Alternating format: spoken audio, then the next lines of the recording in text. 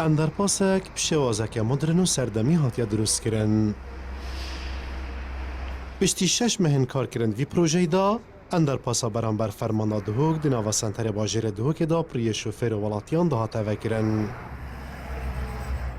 سرپرشتار پروژه جد بیجه او شاو روژان کار دکن دا که اندرپاسین ماجیب دایی بینن. پیروزبایی خلک دهوکیت گیم چون پروژه خلک دهوکیه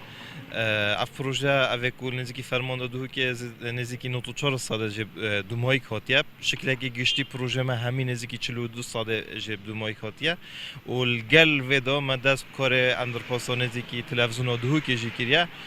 ملبره یعنی گلک زیترت مو دست نشان کردی دا وی کاریب دومایی بین انشالله. دروستکنا و اندرپاسه دشروی ترافیکی و خدمت کامازم پیشکش بکه. جبر کجبریا نها جبر قربالغی آزور آستنگ جبوی هاتنو چونا فرمانبر و شوفران دروست دبون. جبر وجین ها و خوشحالن که اف جاده و اندرپاسه تینا دروست کرن. هم سپاسیا حکمت آرما کردستان جنگ و اف پروژه ما درست کری و اف جاده و همچنین زحام قالبارقی هم بمسائل درگیری ما خوش درگیری وگاوه اما چهارش نمان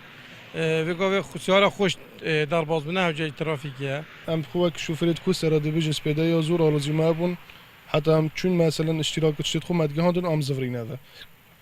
ویدامی دافع ور پاسه گلک مهمه آسانی داره که خوکن یعنی بکو نفرت مجی تأخیر بن دامت خدا و بو مجی خوشتره یعنی امجی ماندینا بین سر سیارت خوکو هاد نوچونا مجی پاسان تلتیتن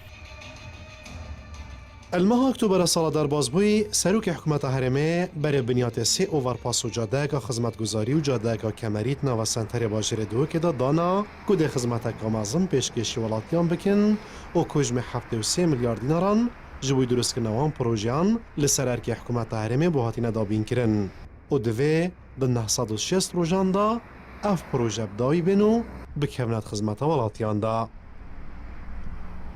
بفکر نوان پروژان جبلی که خدمت کامازنش روی ترافیکی و قربالغی و دی پیشکش کن